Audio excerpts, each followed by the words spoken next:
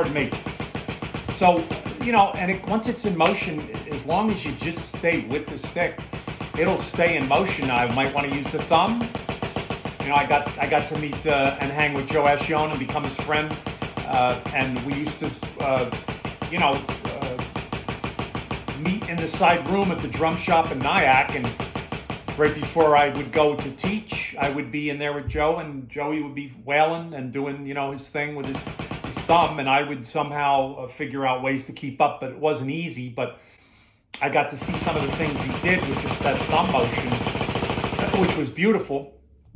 But I've been working on the thumb since I first saw Joe Morello do it, probably when I was like 15 years old at a little jazz club in West Patterson called Gulliver's. So Joey just took it to the next level, and my thumb is not in the position his was. He was able to play more strikes per minute than I can. And that's fine. That's, it's what we hear. That's what's so beautiful about these techniques, is not everybody and everything has to be all the same. It's about vitality and the musical sound you get. So the wiggle, the walk, do the wiggle again, my hand was in the middle there, and then the walk down the stick and then back up the stick. All you do is allow yourself to rest different muscle groups, so you're able to keep what you're doing going and relaxed in that same tempo. It's much easier, at least for me. This is what I've come up with to utilize for when I'm playing. So it's just so much simpler, starting out, pushing out, letting the stick fall, and just catching it with the thumb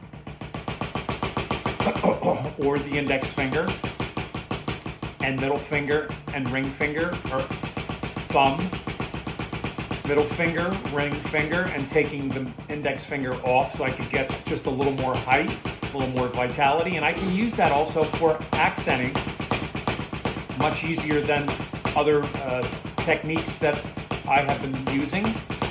It just opens up. It's really about opening out and allowing these things to come. And of course, going from that to groups of 4 or 5.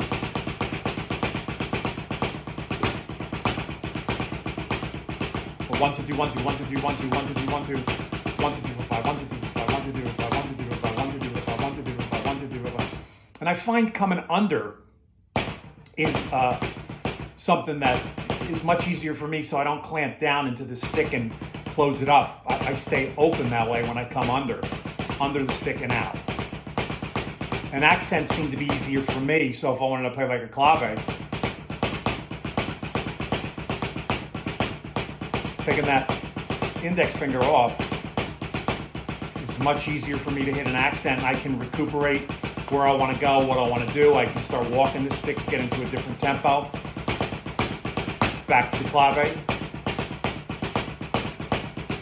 Or a 2-3. See that start right there? If you come on top, it's not going to be as easy if you play. That's just out motion, under, like that. That becomes your strong stroke, and the downstroke is the less volume stroke. So more stroke on the up. So I'm getting out into the ether, and I bring it back and do what I want with it.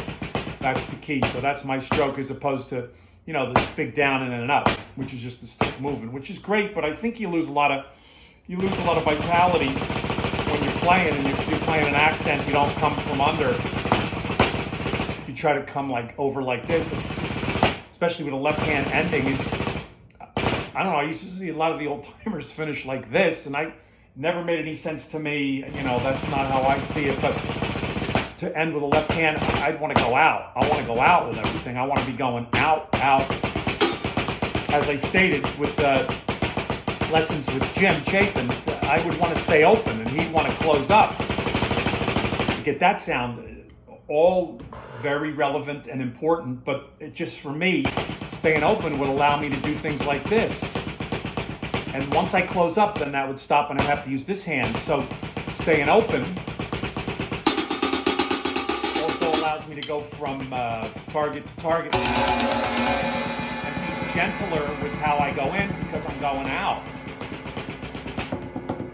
right? Scooping up, going up and out. It just works so much nicer with the right hand also, just that swinging. And when I swing with the right hand, it goes out. It's like an out kind of motion, and it's the same thing. It's a push beat. It's the double down here that I challenged Jim on, about staying open instead of closing up.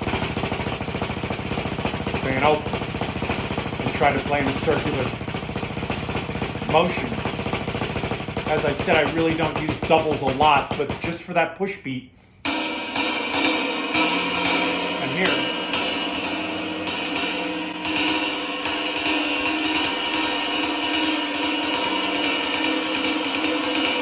It's so much nicer for me to stay open with it, but we're talking about the left hand, so we'll stay with the left hand. But interesting to think about the upstroke, the wiggle, the walk, and getting to a place where you can play what you hear in your head using one hand.